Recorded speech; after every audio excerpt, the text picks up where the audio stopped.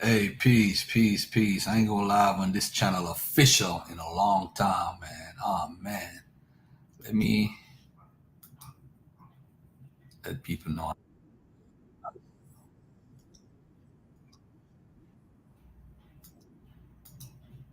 Alright.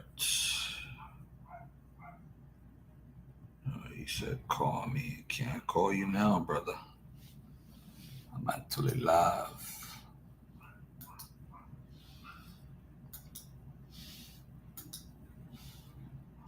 I'm actually live. I wanna do a study session on some black abolitionists that I'm trying to hold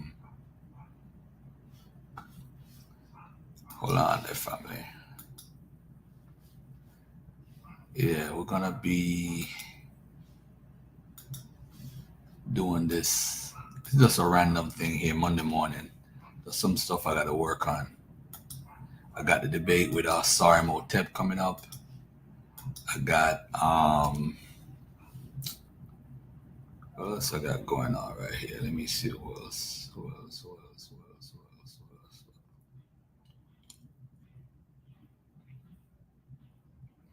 else? All right, cool. I'm good. I'm good. I'm good. I'm good. Not really. I want to do a study session. If anybody want to jump on, let me see if hold on. Let me put the link in the chat. I haven't gone live in a while.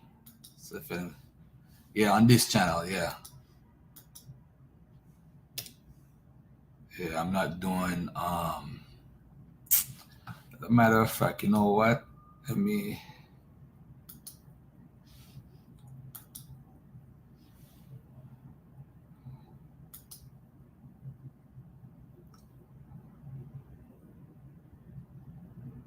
all right, so I'm live on both channels actually.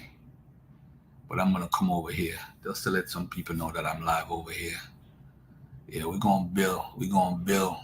Um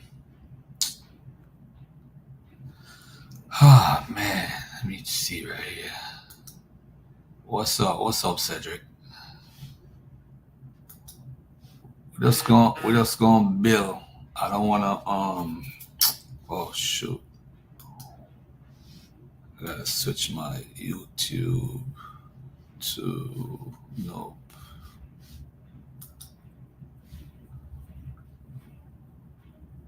Yeah. Yeah, we're just gonna talk about some random stuff that I need to build on. Dagger Squad. Is Dagger Squad? Is Dagger Squad? Okay, yeah, here we go. Alright. Got it. Yeah, we're just gonna build on some black abolitionists because I'm gonna do some shorts like for 45 days straight. And I wanted to build on that, just so the people could see what it is. Um, Someone blocked you yesterday, right? Yeah, I don't know if it was yesterday or before though. I think it's somebody who is a moderator, one of them guys who was a moderator on Sonetta. So they just jumped on and whatever. But yeah, people take this stuff too serious, man. Take this stuff too serious. All right, so let me do this. I'm gonna jump over on you guys jump over on the main channel that I'm gonna do this on, the Dagger Squad.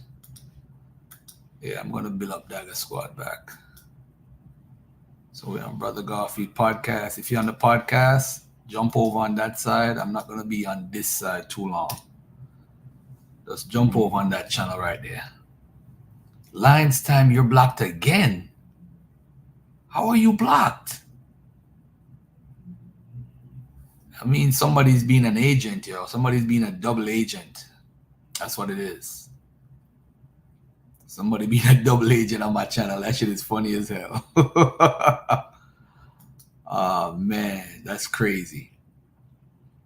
Yeah, I wanna do something special for the next from January 15th. I'm trying to do it from January 15th to the beginning of March, where I'm gonna focus on West Africa. not only West Africa, but all the so quote unquote African cultures, the foods that they eat, what they like, their cultural background as far as how they developed to what they are today. So I need to minimize that in 60 seconds clips. And then I want to talk about the Caribbean islands where all the descendants of slaves went to, who controlled them, the British, the Spanish, the French, the Swedes, the Dutch, people from Finland, whoever. And then we talk about where they went over here in the North America, and we deal it from there. I don't know. I actually don't know. But everybody who's on Brother Goffey podcast, jump on the other channel.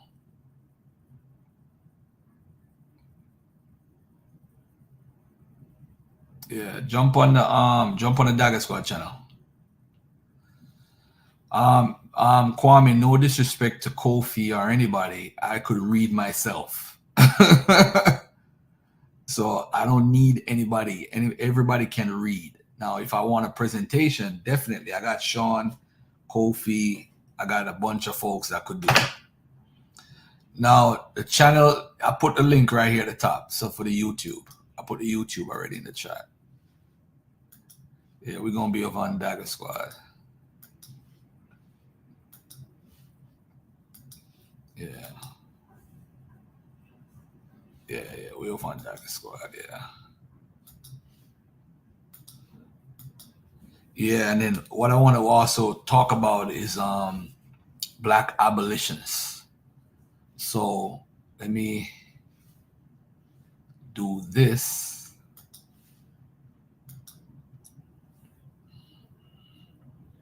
Okay, they can't block me over here. Yo, that's very interesting. Somebody's still blocking people, so I need to just remove all moderators then. I know Mo, I know Tamika ain't blocking nobody. The fuck is a Napa height?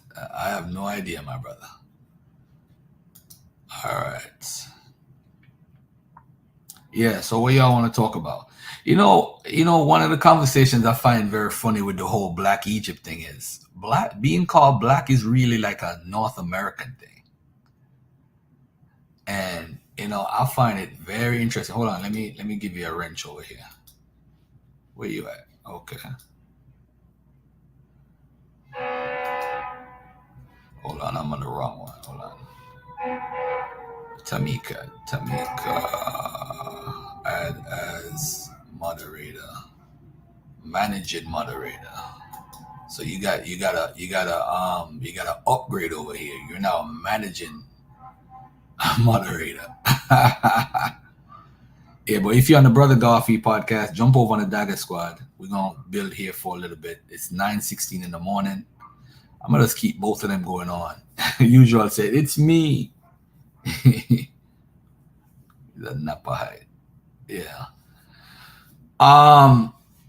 I'm gonna issue a challenge also this week for all the Egyptomaniacs. I'm willing to put up $1,000 and we could have a debate. This is for Smash and the 5 heartbeats. Smash and the heartbeats. Jabari's a lost cause. Let's have a conversation about Christianity stealing the virgin birth concept from Egypt, or they got it from Egypt. The virgin birth as it's written in the biblical text, that they got it from Egypt. Put up or shut up. Everybody could go on their channel and talk to themselves and without any challenge. Put up some money. Y'all all know Mika. So Mika can be the intermediary. She that's my people's for life. But at the end of the day, she's fear. And she's gonna tell you like it is.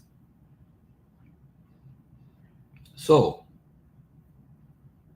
I'm asking anyone who wants to do that. All right. Yeah, the earth is flat. Oh man, I need you in my life. Yeah. All right.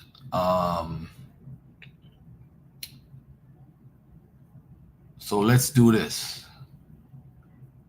So let's get to the black abolitionist for a second. Let's put that on Google and do a search real quick. Black abolitionist.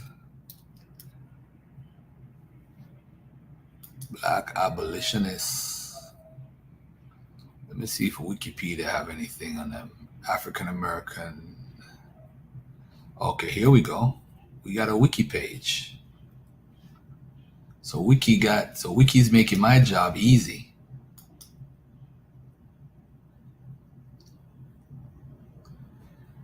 Kevin Collins said, I'm not surprised. I didn't watch him, but people did call me and tell me what was going on over there. But he's trying to find somebody to replace the guy who hold the Israelites at odds. So this is black abolitionist. You know who my favorite abolitionist is? This guy right here, Moses Dixon. And if you guys study this guy, Rawborn gave me some more information on him. I'm telling you, this guy here is a great piece of work that everybody needs to pay attention to. And by the way, so later on, me and what's the name gonna be having agree to disagree. I gotta talk about Nepal versus Jabari. And we're going to talk about Cameron's comments about Africans not liking African Americans. We got to have a real frank talk about that conversation. We got to really get into that. All right. But Moses Dixon is my favorite. He's the guy that had the army before the Civil War ended. They had over 100,000 members. They was going to have like a race war type of thingy. I actually like this guy. Everybody knows about Henry Highland Grant. He's a big time guy. Everybody know Harriet Jacobs. She was somebody who mentioned Nat Turner as a witness to who Nat Turner was. Henry Moxley sounds familiar. I don't know if I know him. I know everybody know Pennington. Everybody should know who Pennington is. So every day I'm going to do a short on my YouTube, TikTok, Instagram, whatever, on one of these guys. And everybody knows Sojourner Truth, Harriet Tubman, Nat Turner, Denmark VC, David Walker. Everybody know all of that. So I'm going to touch on every one of them. And I'm going to go one by one. Everybody know Henry Box Brown, who mailed himself to the Quakers. Put himself in a mailbox, wooden crate, and mailed himself to freedom. So this was pretty. That's a pretty. I might start with that show, Henry Box Brown. So I know a few on Rawborn. Rawborn said, "You don't know none." Yeah, I know a few. He said,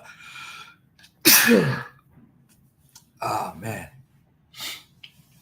So now that we look at the list of abolitionists, let's take a look at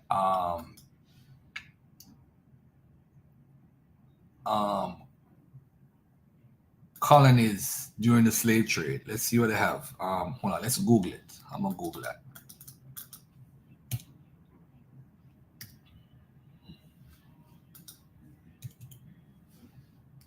Google search. Let's do Caribbean colonies slave trade. All right, so see what pops up. Slavery in the British and French Caribbean, slavery in the Caribbean.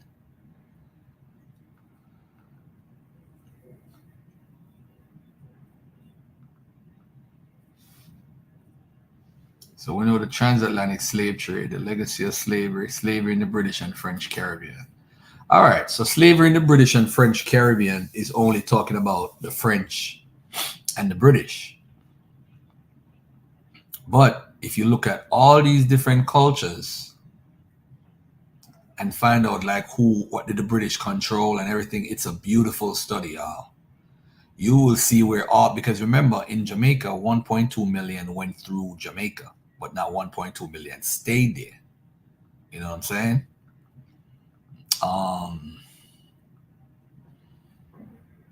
Let me see. Sugar plantations in the Caribbean. Oh, you know what I should Google? I just realized.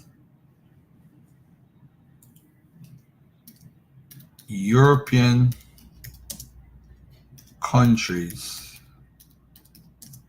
involved in the slave trade.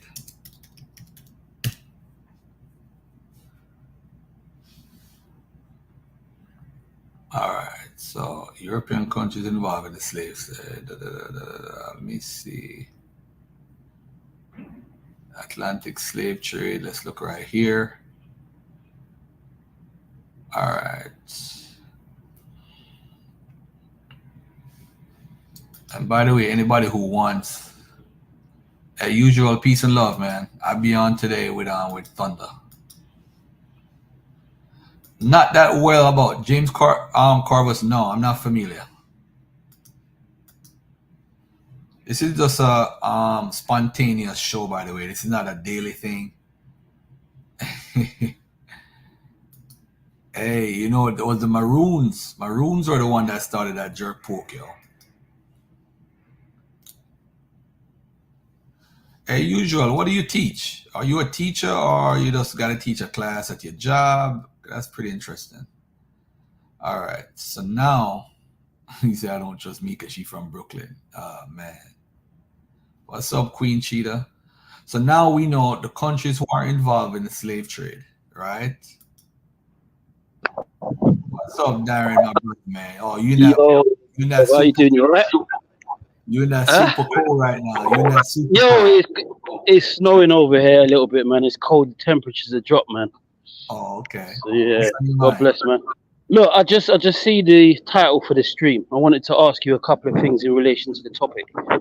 The first thing is, you know, in the 8th century, you've got the invasion of Spain and Portugal by the Berbers / Moors / Muslims. Right. Do you see that as being somehow romanticized with being a bit of a president, and how Henry the Navigator and they used it as the Reconquista? Is it romanticized a little bit as far as black people are concerned and the Moors? Yeah, well, as far as saying that the Moors controlled Europe and that all the Moors were black, it's definitely an overstatements on a lot of people's part. I mean, it's hard to tell history when it's definitely who's in control is the one that's recording it. So a lot of people, when they hear certain things, they jump because they're emotionally attached. We're attached to this quote unquote blackness. You know, I was listening to Mika. Mika jumped on the panel last night, man. Right. And she was with Unc and them. She's like, Asari, don't say this. What happened is Asari Motep is debating me that the ancient Egyptians were black. So when he says black, he says like black. But when he's in that conversation with the scholar, he's saying the arguments that I am saying, that Unc is saying. I'm kind of confused. So now he's wishy-washy when there's a scholar on.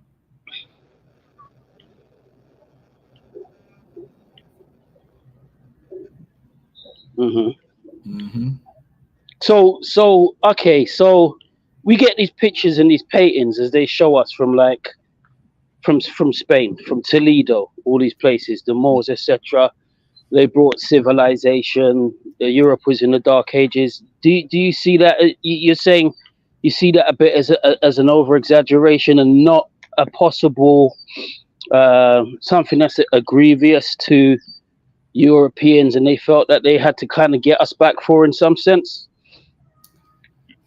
I think we're having the same problem with Moors that we have with Israelites, the same problem we have with ancient Egyptians, the same thing when we have this color argument. It puts us in a box. And in a box now, it kind of lets, so we got to look at stuff and say, hey, this guy is this color, and then we start fighting over color. Right. And what happened is we don't have a true understanding of what color is back then. And I think it's sad that we can't do the things we want to do because people are just making these outrageous statements. That's right. We have different archives that we can look at. Let me bring up Alfonso right now while you're speaking about this. And we have enough information to draw a conclusion on different things. For example, so this is not coming up. Why is this website not coming? I was gonna show you the book of games and why these things not coming up? Man. You say the Book of Gates? Book of games. Oh, games. Okay, I don't know what that is. But I have some sources on it. I just need to dig up those sources and find them. And deal with the whole Moor thing, because it's very deceptive. When you hear it from a black person, they say, yeah, the Moors are black and Moor means black and da da da da. But then when you start looking at all other scholars, don't listen to them because they're white, and we get into this game. Yeah, So that's silly. I'm not gonna go through the whole thing with that, but I just feel like it's something that's all right. Hold on. This is Matilda's anthropology, or the Moors black or white. So let me make these bigger, so you could look at these black and white pictures and you draw just by lookership. And what we do is we look for the darkest pictures, and then we say, "Oh, he's black, he's white," So when you look at these images here, based on how we look at lookership as far as color in the Western world, you see the dark-skinned guy right here, or you see he's surrounded by Where's that primary from, man? Moors is black. Primary? But black Moors are a small minority of the Moorish army seen in these illustrations. Yeah, you're gonna have some, but again, about 3 black Moors in this group of clearly Arabic soldiers. The Book of Games. Right. I ran a search the other day for the Berbers, right? Because when you look up the invasion of Spain and Portugal, 711 AD, it's saying they're Berbers, and the guy that led at the invasion has got a Muslim Arabic name. But when I'm looking up the images on Google Images, the Berbers is showing me, even though they're North Africans, look more Arab. So are they different from those they were saying with the black African Moors? Was it only a small portion of darker kind of sort of sub-Saharan phenotype Africans that went over with those invasions? It could be a mixture of everybody, bro. I'm not gonna say one person. It's just like the Arab means mix, Semitic semi means half mix. So these words are used to tell you who these people are. It's like when in the first century, the Common Era, the Jewish community was saying that we're not as white as the Germans, right? And we're not as dark as the Ethiopians. Right. And people need to understand when the Greeks are using terms like Ethiopians, they're not using it in the sense of what we think today. They're basically saying that you are darker than them. Burnt face, yeah. The same with the word melancros. It's the same thing. But people don't look at it. People don't look at it the way they should. But I mean, it's all good. Yeah, my only point. I just finished off and I let the other brother talk. The only reason I raised that is because obviously with Henry's navigation and all the papal bulls, like Sene Charismus and hold on. Hey Mo, everybody jump over on Dagger Squad. Mo, you could take over here. I wasn't gonna stay on Brother Garfi podcast, so you could because I saw that link a while ago come to my phone. I'm like, but I'm already live. Mo said, y'all go to sleep. Mo, go paper trade. I'll sign off from Dagger Squad. All right, I'll remove that. So everybody who's on Brother Garfi podcast, go over to Dagger Squad channel. I'm gonna put the link in the chat now. I'm gonna sign off from over here. Why are y'all up so early? Mo is funny as hell. All right. So whoever is in my chat on Brother Garfi podcast, look in the chat. You see the link to Dagger Squad. Jump over there. I'm gonna sign off and let Mo do our paper trade on Brother Garfi podcast. Peace. Right, you're her spot. That's my boss right here. Whatever she says goes, y'all. All right. Jump on over Brother Garfi podcast. Okay. All right. He who see no, stay where you at, bro. Stay where you at. You're on StreamYard. Stay where you at. I don't know why Darren jumped off. Let me read this comment real quick before it comes back. Give me 5 minutes. Everybody go over to the other side. We doing some studies. We building. Nah, you in charge, Mo. Whatever you say, go, baby. All right. And Dagger Squad is not a new channel. It's always been there. But I just never what you call it?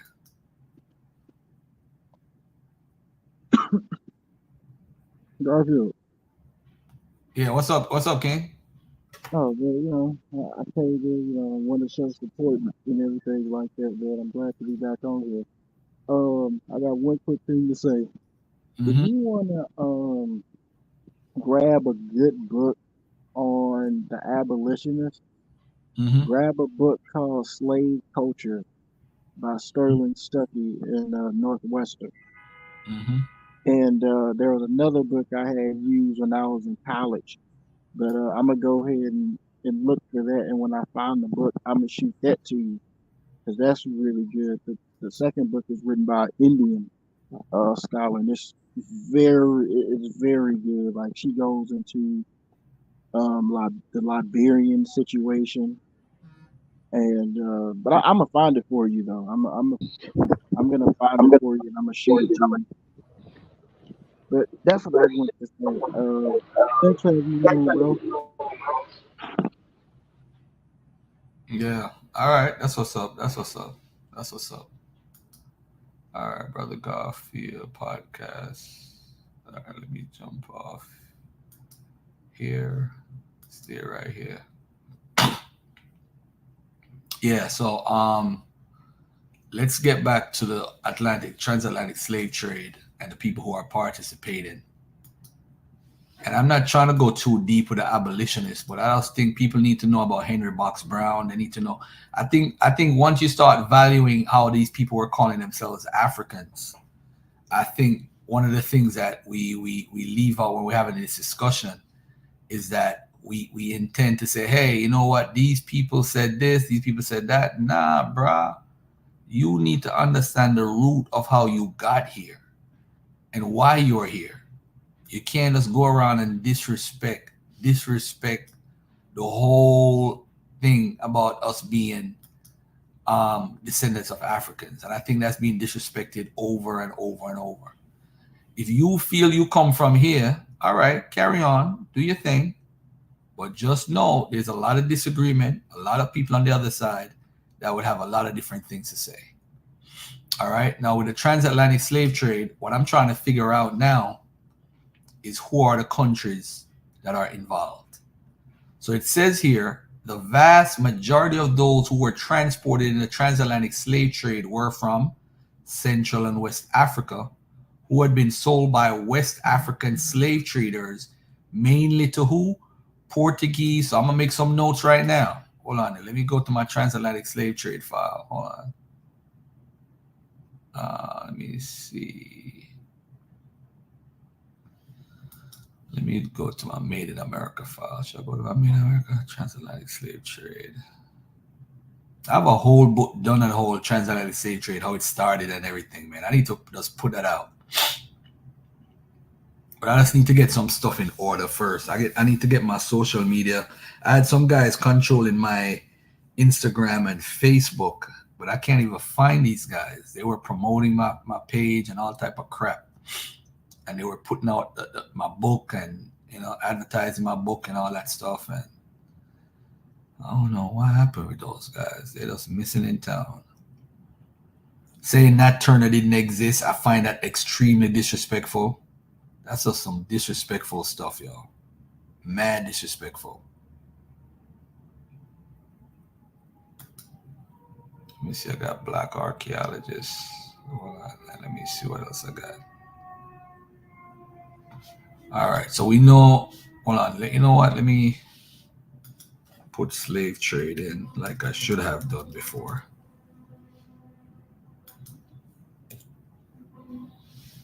Slave traders. All right, so we have the transatlantic slave trade. All right, let me go to my transatlantic slave trade file. And what I'm going to do, this. Countries who were involved.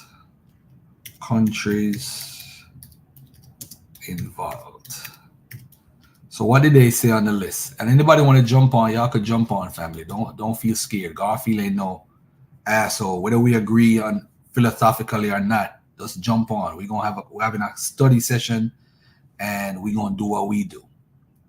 All right. All right. So the countries that were involved, we have so far, we have the British, right? I would say I'm gonna put Portugal. I'm gonna put Spain, although Spain wasn't really on the west coast of Africa. I'm gonna put the Dutch, put the French, Portuguese, British, Spanish, Dutch, French. What about Sweden? Finland? All right, so let's look at the sources that they're using to make this conclusion. They're using Henry Louis Gates, How to End the Slavery Blame Game. They're using Black Rednecks and White Liberals by Thomas Sowell. And they're using Thornton, whoever that is. All right, okay. Garfield, quick point. Yeah, what's up? Thomas Sowell, he's conservative, right? Yeah. Right. So in the UK, we've got less polarization and less polarization for political parties and more political parties. So I tend to find with conservatives, Republicans, there tends to be a bit of an element of not really understanding the diaspora and trying to attribute more accountability to us and African nations for what was suffered. I've seen a couple of Sowell's videos on the transatlantic slave trade, and I think he kind of does a little bit of the same thing. What's your response to that? I'm not familiar with his work, so I can't. Okay. So I'm not. All right, no worries. When it comes to the slave trade, though, you're gonna have differences of opinions. Anybody in the audience want to add a country?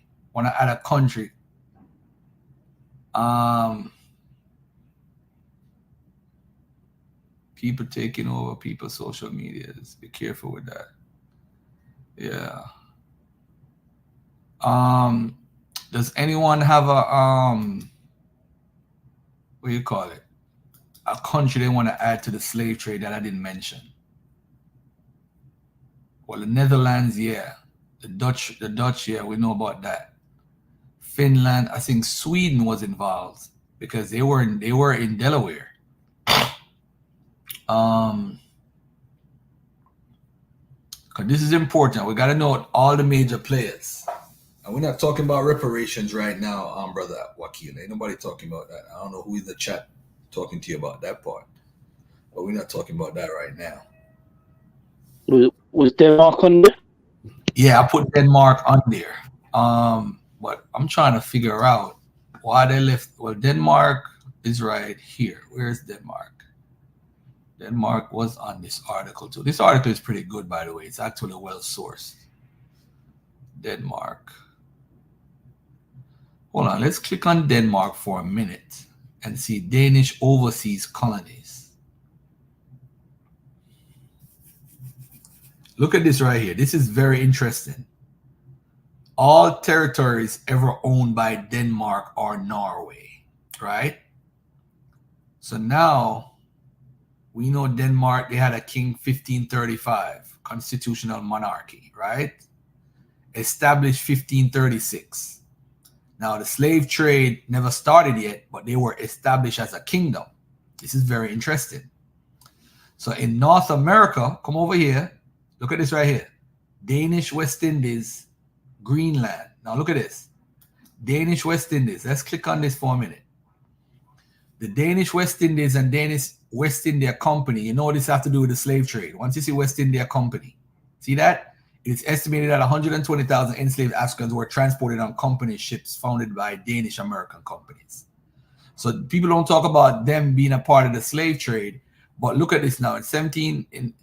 Norway acquired the island of St. Thomas in 1671 and St. John in 1780 and bought St. Croix from France in 1733 Wow. So you see, they were a major player. Not a major player. They were a player in the Danish West Indies from 1666 to 1917. Very interesting. Sold to the United States from 1910 for $25 million, the Danish West Indies Islands. So now St. Thomas is the U.S. Virgin Islands. Am I correct, bro? And St. Croix, because they bought it from the Danish West Indies. I never knew this. Yeah, I never knew this. Look at that. These islands were known as the Danish West Indies and were eventually sold to the United States in 1917 for $25 million. Wow. So let's click on the Danish West Indies and see what they're talking about. So this small little part on the map right here, that circle, that's all they controlled. So we know where they controlled. We know exactly where they control. Wow. Very interesting. Very interesting. All right. So Denmark, y'all on the hook. All right. So y'all was a part of this. All right. So let's go back up a little bit. Let's back up a little bit. All right. So that was Denmark. Let's go to the Netherlands. Netherlands, the Dutch colonial power. Let's see. So they control parts of the United States and Canada, in the Caribbean, South America, and the edges, some parts of Peru, over here in Africa and all that stuff. From the Dutch West India Company. When you hear Dutch West India Company, you know what it is. The Dutch West India Company, former Dutch colonial spots. You have the Dutch East Indies and you have the Dutch West Indies. New Netherlands, we know where that is already. We know what we're talking about with New Netherlands. I think that's actually New York, New Netherlands. If I'm incorrect, y'all could correct me in the chat. You have the Virgin Islands, Dutch Brazil, Dutch Ceylon, Cape Colony, Malabar, Suriname, New Holland. So all these different spots, family.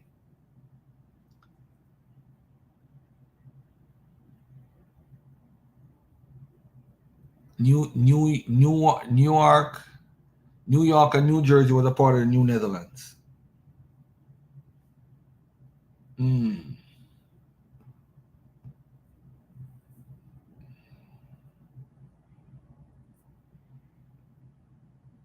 All right. So we know where the Netherlands control. It's actually on the map. So we have the records of that, and we know where they were. So they were near the islands of near New Zealand, Australia, and all that stuff in Asia. You know, they were players, but they weren't a major player. I wouldn't say that. That's the Netherlands. Anybody want to add on to that?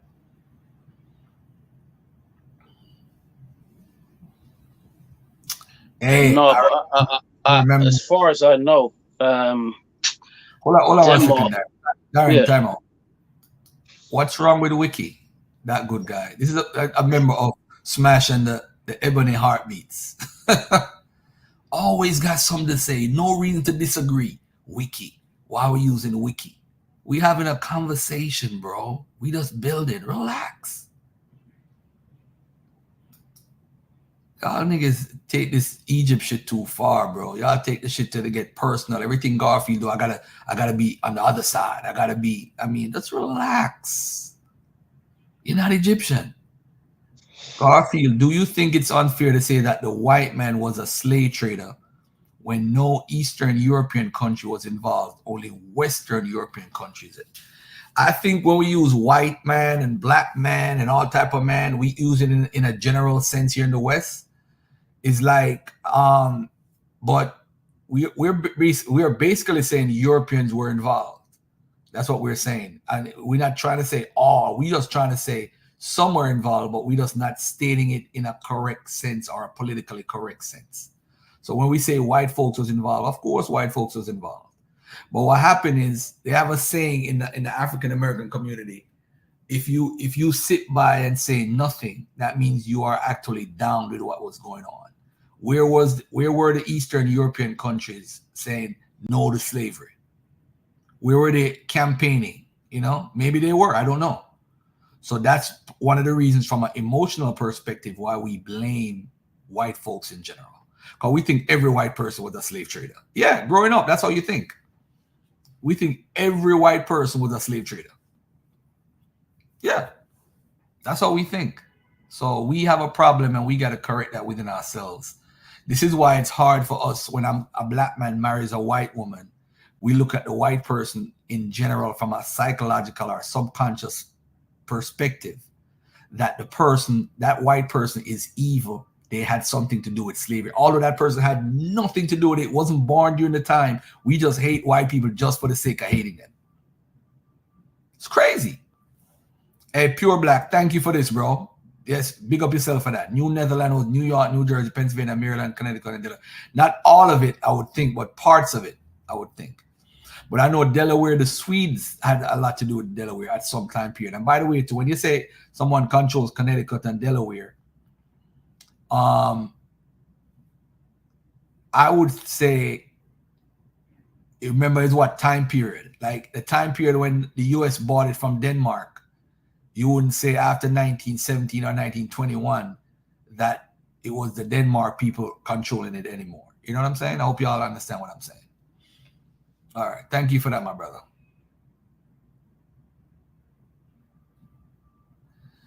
Yeah, I think everybody's their own person and everybody want to express themselves their own way. So I'm not going to tell somebody how to express themselves. I would never do that. Express yourself how you want to express yourself. Is it politically correct? It may not be politically correct. All right, let me see what we got here.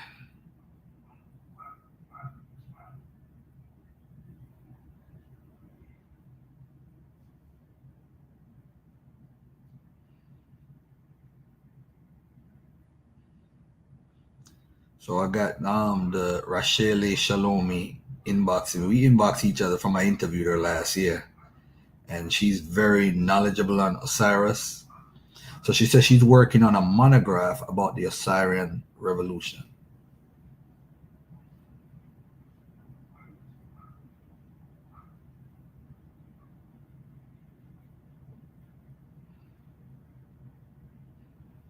You have me curious over here.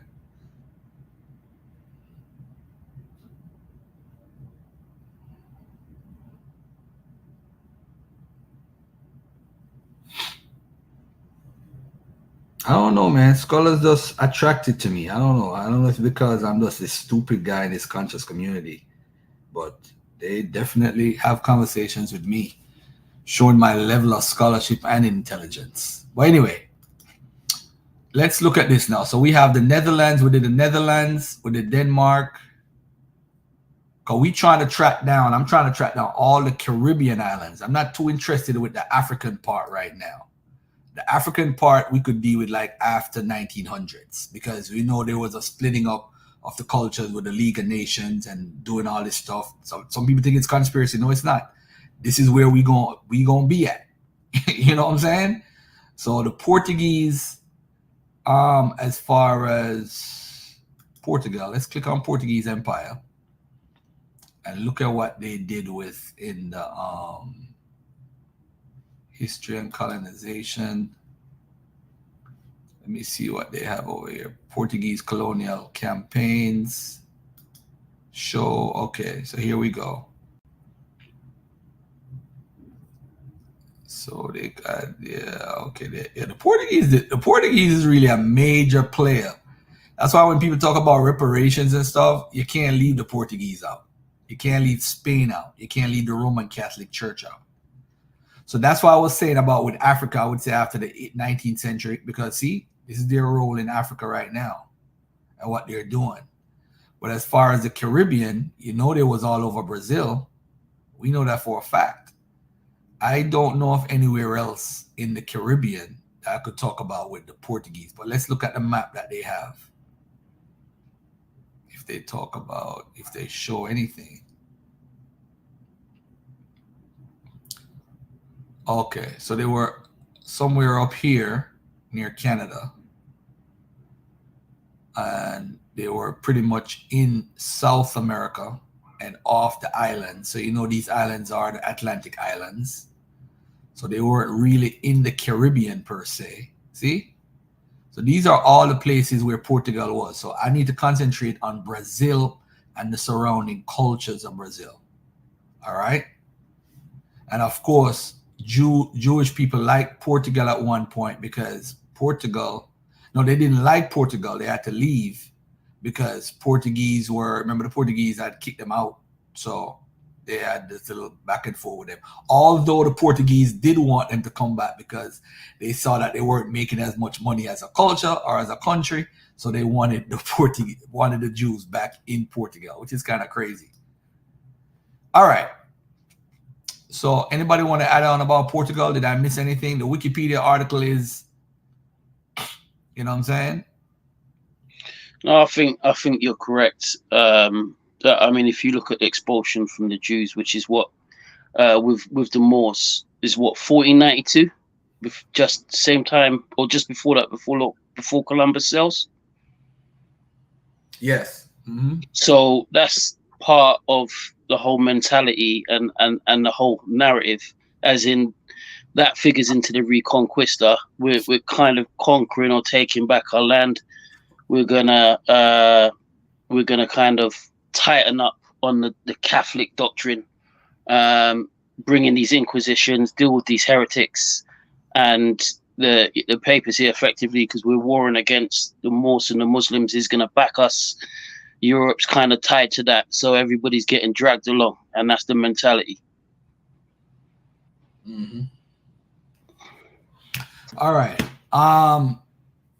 This gentleman asks, this is a good question. I like this question right here. What do you think about white folks in South Africa having their own region named Orania, where no black person is allowed to go? It exists today in South Africa. This is the first time I'm actually hearing that. As a matter of fact, let me Google it right now. I am curious.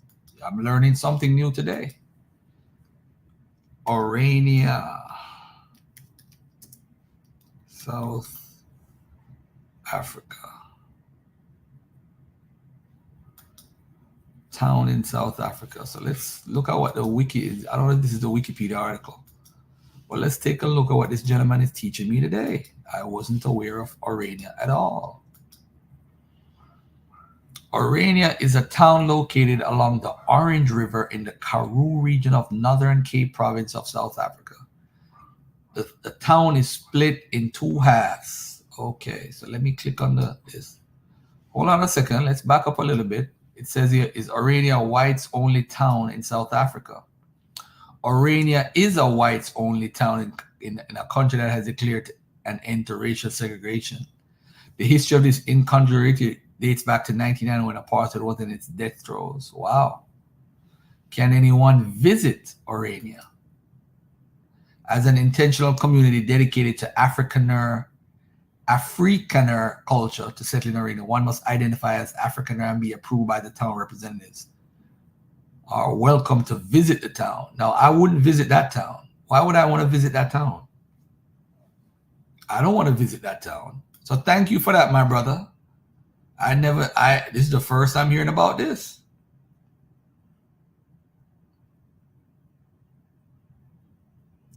So look at this now. The town and its mono-ethnic, monoculturist ideals have been the subject of much press coverage and controversy. The town was founded with the goal of creating a stronghold for the Afrikaner minority group, the Afrikaans language and Afrikaner culture, through the creation of an all-white Afrikaner state known as Vaal State.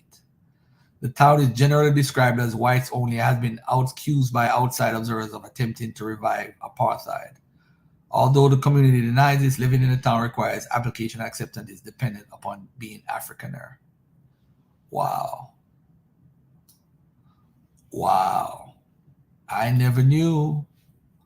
Thank you for that information. I see that's where that dude is, Ron Dalton. He's in, I think, in that area hiding. But hey, you just taught me something new, my brother. Quakers freed my family in the 1700s in a court case called Pleasance versus Pleasance Them Quaker white boys was making moves. Okay. Hating all white people is either than doing any work to correct the disparity for future generations. Interesting.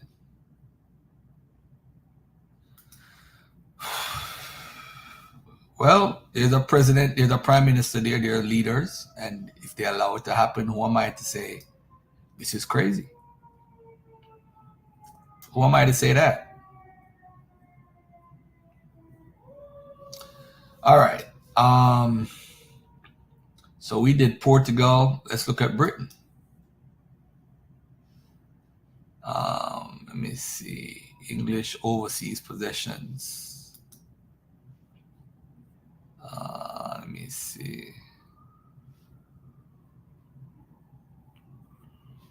Okay, so it's kind of easier to study Britain because illustration of African slaves working in Virginia. Hold on, let me see if they have a map here. What is this?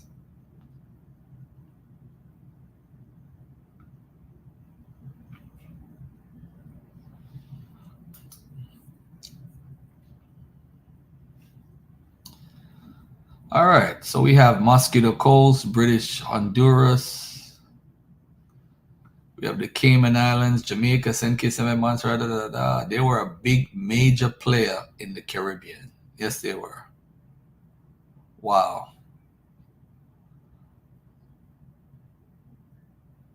Cecil Rhodes, Rhodesia, Egypt, Palestine.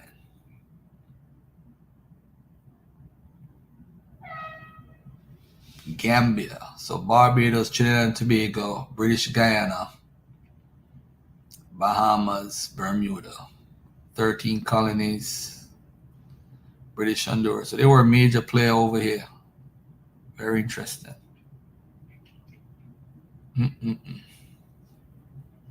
Look over here, Palestine, over this side. Yeah. British were major players. All right, so let's get to, anybody want to add on about the British? Nobody wants to add on. Let's look at the... Yeah, Garfield. Go ahead, my brother. For the British, you can correct me on this if I'm wrong. So John Hoodie Hawkins, right? Hawkins was originally part of slavery under...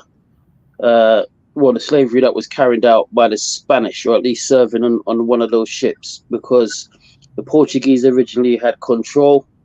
The Spanish were allowed in. There was some dispute in there, or the Portuguese with the middleman. And then Hawkins, as far as I'm aware, he discovered a plot, or was part of a group that might have discovered a plot in Britain called the Rodolfo plot. That plot was supposedly to assassinate the Queen. And as a result of that, sort of favor was kind of curried for him to kind of pick up in terms of what he was doing and the partnership with the ship that they called the Jesus of Lubeck, right? So, and Hawkins is really the one that a lot of people on the US side will charge from the British side with really being the kind of the founder from the British side for the involvement of the British in the transatlantic slave trade. There was one other guy before him. I think he was named John Locke, but I don't know much about him or his involvement. But does that sound correct to you? Yeah, it does. Yeah. Rodolfo plot.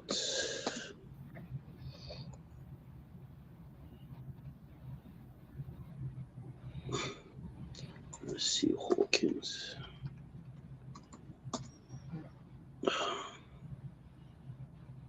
Yeah, so it says Hawkins soon avenged himself by gaining the confidence of Spain's ambassador to England.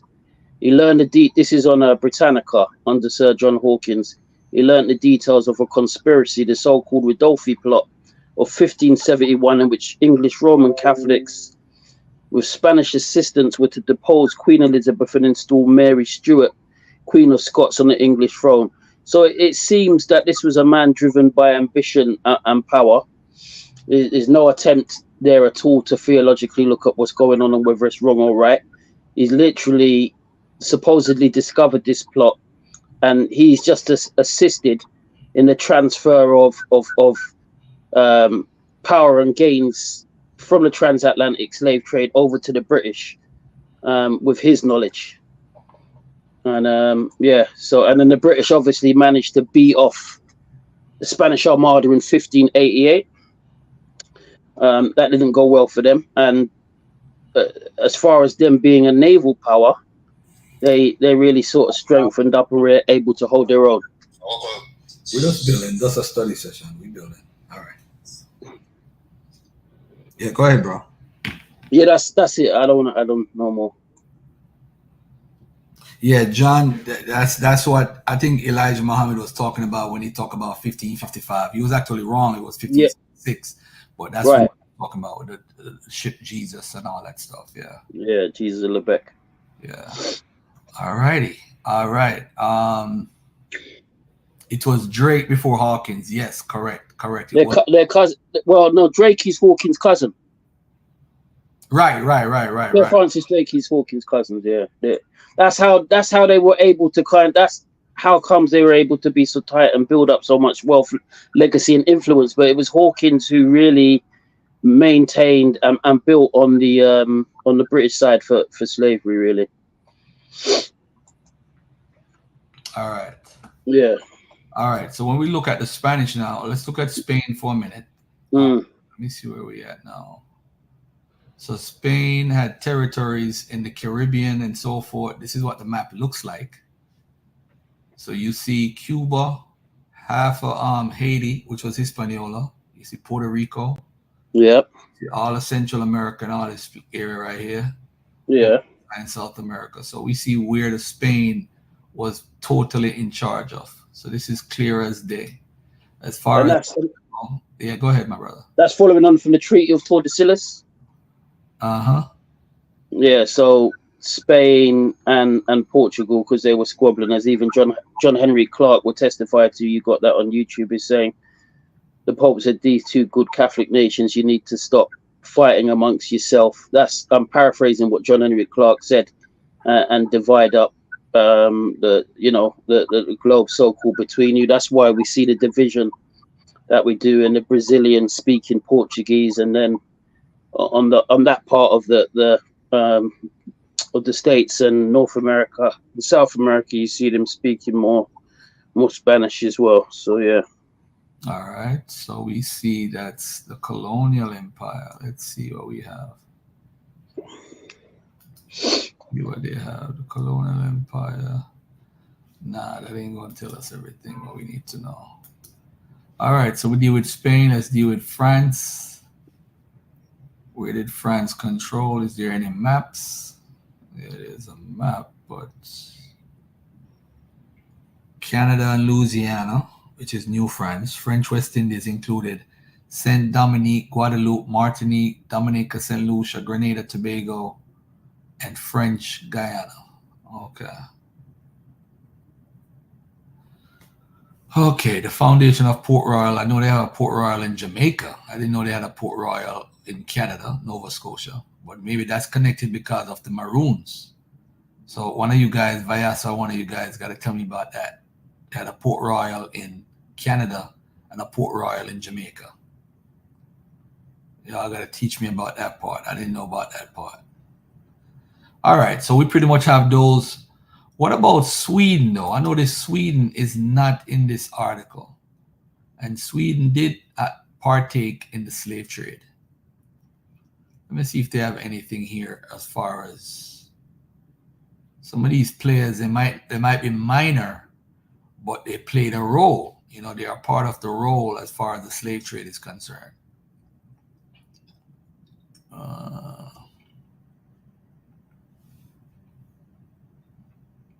Here you go right here. In 1562, John Hawkins captured Africans in what is now Sierra Leone and took 300 people to sell in the Caribbean.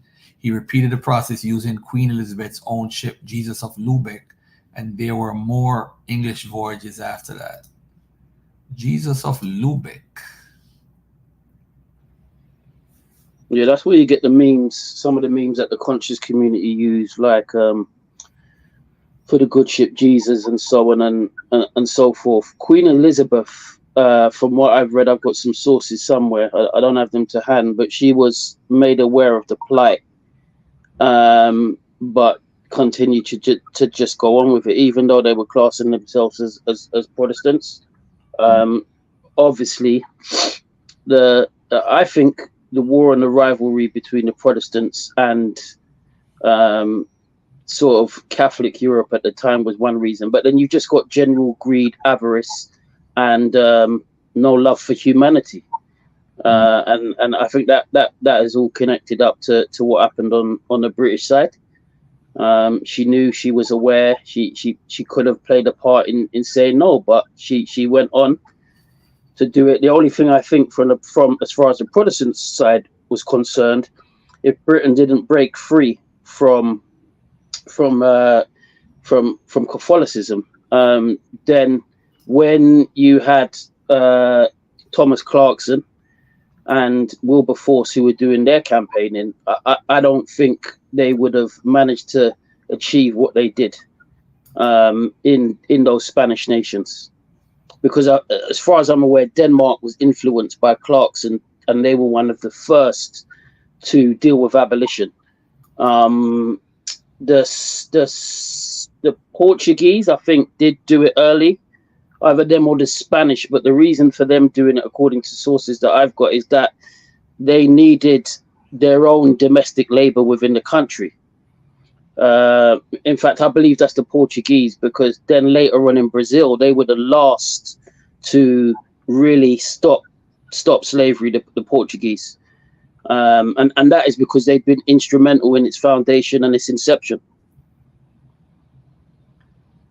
So you don't let go of something that you got between your teeth easily, right? If it's wrong and it's making you money. Right. Hey, this map right here is very important because it tells you who, in what colonized area, who controlled it. The most people were sent, and again, Portuguese Americas, 38.5%. The most people come from West and Central Africa, 39.4% of the entire slave trade. So British West Indies, 18.4%. Spanish Empire, 17.5%. French, 13.6%. British Atlantic, and 9.7%. Dutch West Indies, 22%. And Danish West Indies, 0.3%. So this gives us an idea of where the people went right here. This is right here. Yep.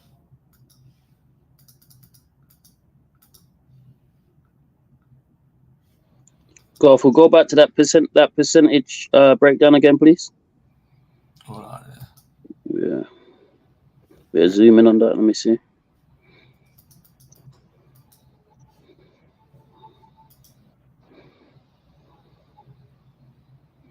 Hold on a second. Yeah.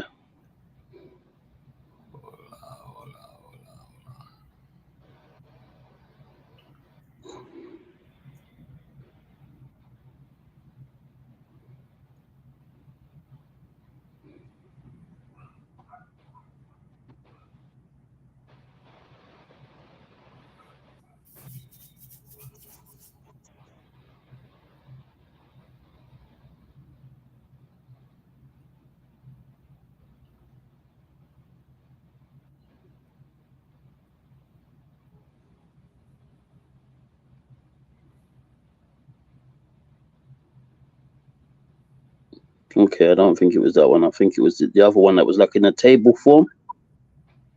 Hold on a second. This is interesting. Okay. I'm trying to look at this for a second. See. Total number of slaves embarked. So, okay. So this is the overall. Okay.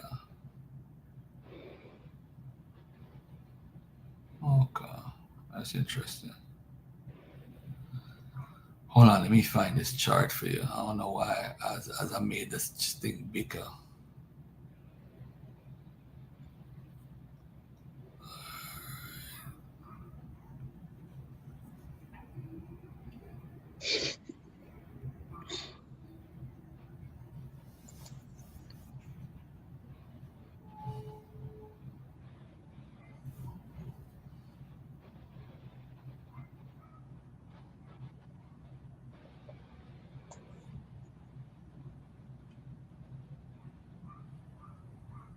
right here. Yeah. Okay. 36.5. So they really, they had great dominance, man. Wow. In comparison to the Spanish, that shows how heavily favored they were, man. All right. Thanks for that. Yeah. All right. So when we look at the Portuguese and all this stuff, let's scroll up a little bit. Some of the stuff that I actually missed out on. That's pretty important also. Is where the slaves came from. So right here is hold on, let me do this. Yeah. So Angola Coast, Luango. This is Western Central Africa. This is where most of the slaves of the transatlantic slave trade came from. When you talk about Benin now, you're talking about West Africa, Biafra, Gold Coast, Senegambia. You talk about Southeast Africa and the Indian Ocean, Sierra Leone, and the Windward Coast. So 12 million they have embarked, and 10,700,000, almost 2 million were died. See, right here, did not arrive. 14% of the slaves taken did not arrive. Wow. That is so sad. I remember about the Igbo when the Igbos committed suicide too. So these are over 45 distinct ethnic groups were taken to the Americas. Of the 45, the 10 most prominent are the Bakongo. Again, see, these are Central Africans. Mandi, the Akan of Ghana and the Ivory Coast, the Wolof, the Igbo, the Abundu of Angola. Wow. Very interesting. People are saying this never happened, man. This is all made up, y'all. Or it happened in reverse. All right, there you go again with the percentages. So far. Yeah. So we have an idea of what happened and everything. You know, one of the arguments I've made before in public, and if the so-called Native Americans or the Indians of this land were able to overcome these old world diseases, what's going to happen? Yeah, but I was looking at that the other day, and no, listen to my question. Yeah, go ahead. Okay, go ahead.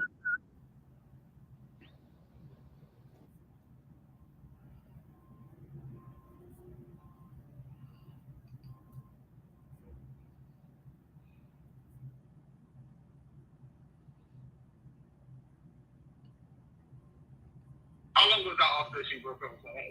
Hold on a second. Yeah, I was saying that would they have needed an African slave if there was no old world disease? If they could have managed the work, would they have needed us as in descendants of Africans?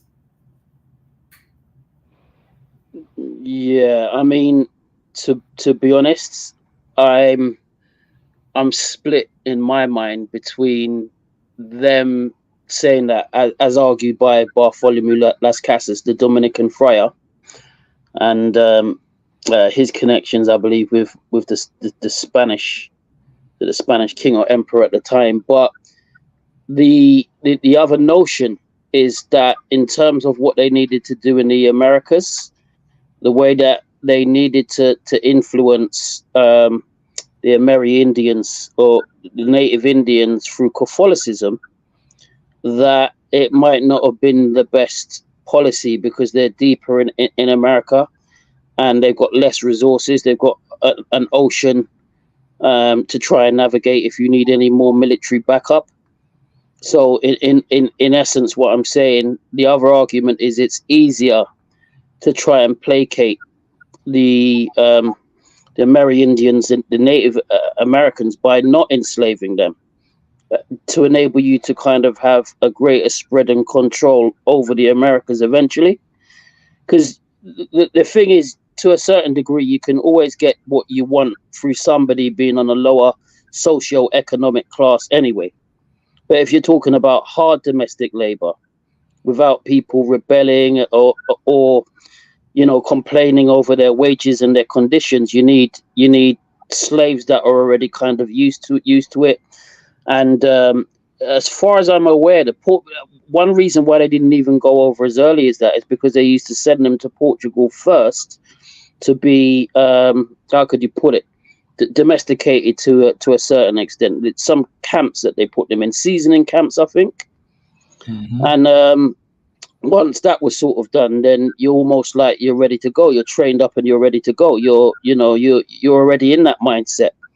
But after a while, the demand is outstripping the supply, and to have the logistics to go from the west coast of Africa or the Central Africa, then go up to Portugal or Spain and get seasoned, unless those parts of Africa are heavily Catholicized and people are just taken to it, it's not going to work.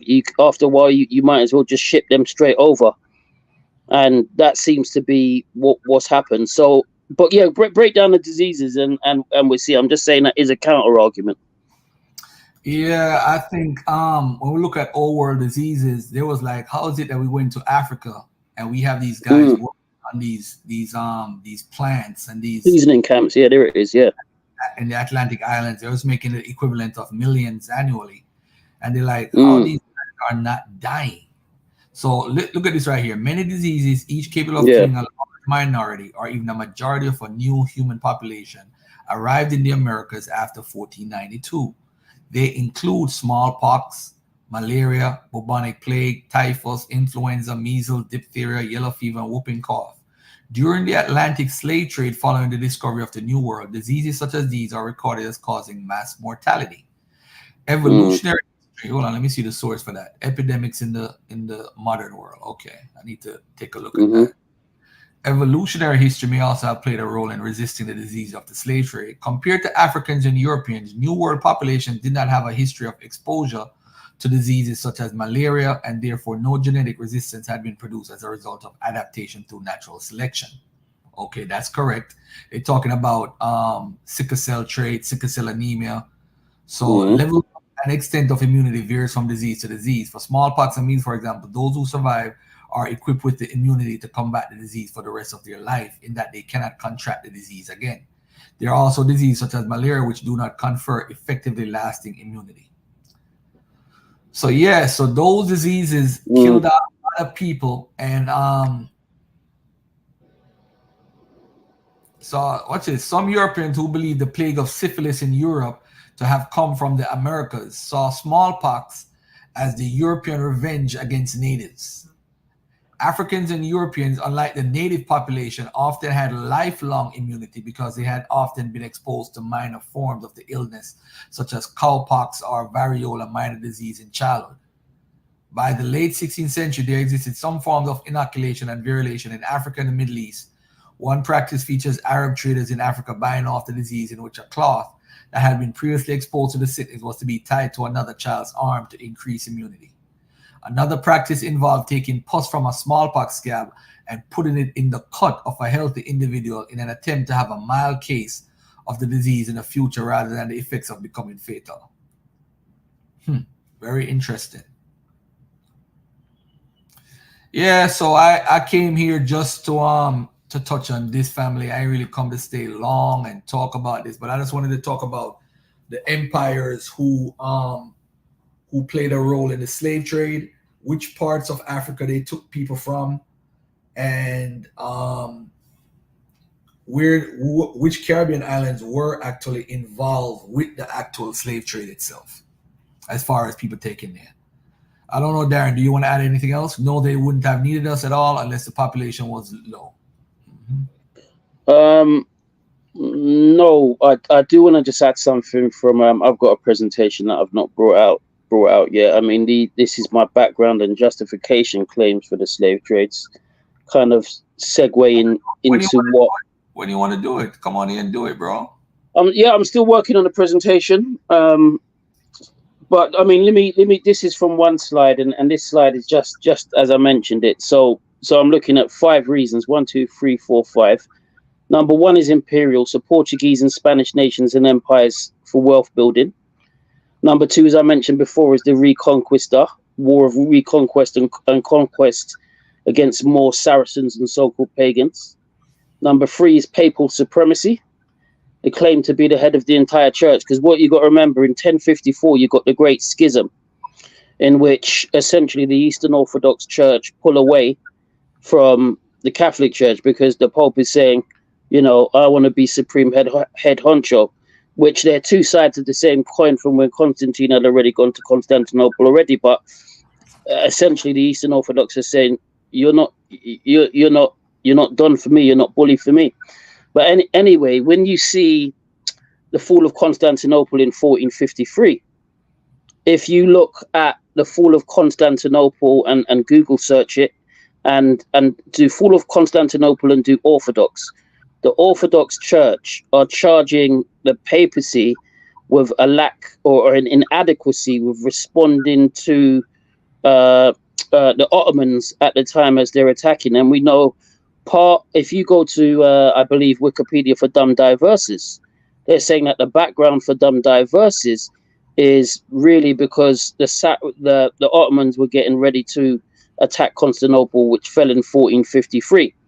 So that's part of how they try to justify it. But so you've got that part. You know, my part as a Christian is 1 Timothy chapter 1 verse 10 is contrary to man stealing. But when you've got a system which is set up and evolved and is going to use the justification of a war with the Moors and the Muslims as part of their reason, because remember, Henry the Navigator invaded Ceuta in 1415, and he was given papal bulls from there on to kind of continue with what him and his men were doing. Then you've got papal authority. You've got the power to create and approve of unique orders, even military orders, because we know that Henry's order is the military order of Christ, which we can't find anything like that dates back to the 1st century. Then you've got theological false teaching, which me and you have discussed before, the Curse of Ham. And then you've got in with that the apostolic authority and apostolic succession claims. So there's a lot of things that are intertwined to kind of build up.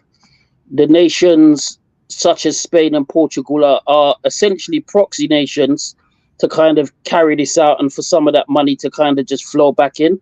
But the mindset and the mentality goes out to most of Europe at that time, and people are unable really to you know, this is before the age of enlightenment, and certainly now in the information age, and where people have spent time with us as Africans, where they know we're not beasts and savages. But when you've got the control and the flow of information like that, it's just like if the Bible says something like, he who speaks first might seem right until the second man speaks after. So Garfield, if you never responded to some things that you do even in your own community, then it's going to be a one-way narrative. And this is the way that it went at that particular time. But I'll just say that and close off there, my brother. Okay. All right. Thank you, bro. All right. Blessings. When I finish this, I'll come back to you, though. All right. Definitely. All right. Blessings, all right. 100. No problem. Anybody else want to jump on? Want to add something to it? All right. If not, I'm going to end this session right here. I'm not even going to keep this session. This is just a study session.